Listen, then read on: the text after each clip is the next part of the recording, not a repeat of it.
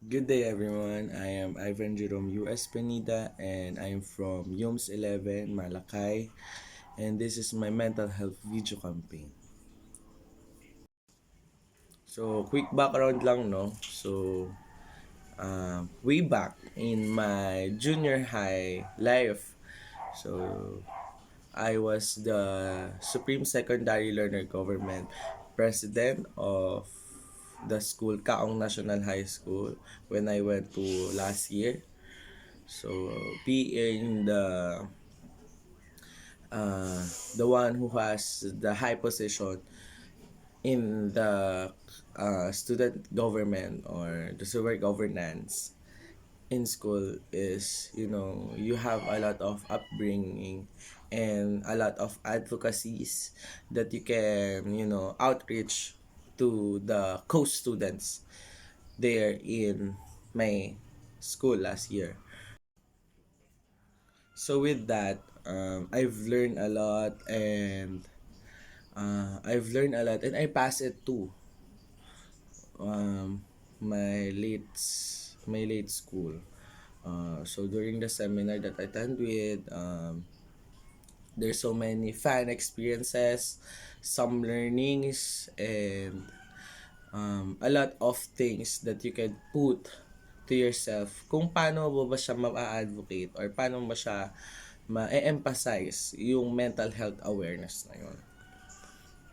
So, given a chance na na-attend ako sa mga seminars during my president era, uh, yun, nasi-share ko siya through my school and through my community, outside or inside. So, nagiging advocate din ako by sharing posts online about mental health awareness and by just saying what my experience din. Kung ano nga ba yung nilalaman din ng experience ko about mental health awareness. So, I'm creating this video advocacy to learn, to learn more, of course, and to access you guys that mental health awareness is a must. Lalo na po ngayon during our youth days na maraming komplikadong bagay na hindi na minsan na-handle and naka-crash out na natin na nagtuturn siya ng stress or anxiety or even worse na na-diagnose with depression. So, last seminar that I attend with, yun na lang i-share ko sa inyo. And it happens on November. It's National Children's Month. So, bilang ang president, so I have to attend seminars. And this seminars has a fundamental in my heart. Because dito ko siya nakikita yung encourage na yung mga speaker kung paano nga ba dapat alagaan habang bata pa yung mental health. So, ito siya. Ito, yan, National Children's Month, November. So, be my body, not not a bully. Anti-bully campaign siya, guys. Tapos, November 15, 2024, yan yung date. Tapos, nangyari siya sa Bulwagang Tanglaw, DepEd Compound, Trece Martinez City, Cavite. So, yun. It's talk about how to protect a society where children cannot face a bully because maraming nakokas ang bully sa isang mental health ng isang tao, lalo na sa mga bata. Dito pumasok yung sakalaw na paano nga ba mape-prevent or paano nga ba maiiwasan at paano nga ba siya ma masusolusyonan o saan ka pupunta kapag nakaka-experience ka na ng pambubuli at nagta-turns out na yon as your mental health awareness. Para na the-danger na yung pag-iisip mo. So during the seminars, they have provided the materials that we needed to take notes and to take, to take new learnings that we could share in our school or in our own school. Para sa pagpunta namin doon, hindi lang kami nakinig basta. Kung baga nandun kami pumunta para pag uwi namin may baon kaming maituturo kinabukasan. at may maililipat kami sa mga kapwa estudyante namin na ito yung pinag-aralan namin doon sa seminar na yon. So, yun yung purpose niya kung ba't sila nagbigay ng material sa amin. So, one of my notes here, or here, ito.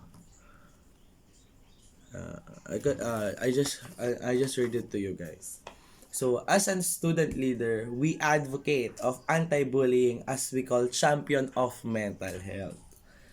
When you experience bullying, approach someone so we can help to voice out for what you experience in bullying. You know?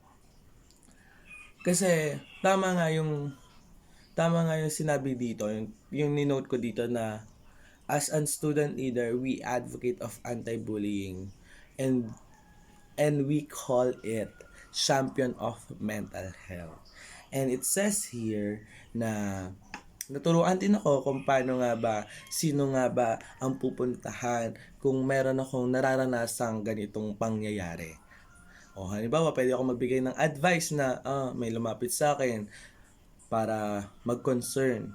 Siyempre, hindi naman ako accredited na magbigay ng advice kasi I have no profession. So, ako na lang yung magre-rely sa kanila na dito ka pumunta. Dito ka makipag-usap, open sila. So, yon. And one of the fact of saying here na as a student leader, we advocate. Sabi ko sa inyo, I advocate anti-bullying. So, anti-bullying, so there no more mental health na madidanger. So, matatawag natin champion of mental health yon. And for legit fact, here are my certificate during the seminar. Here in the seminar, hindi lang naman ako yung umattend. Also, part of the Silang. Lahat ng public school ng Silang, Saklaw ng Silang, Carmona, Tansa, Gentry, andun din. So, we have such an amazing group of people na sobrang dami naming umattend nung seminar na yun.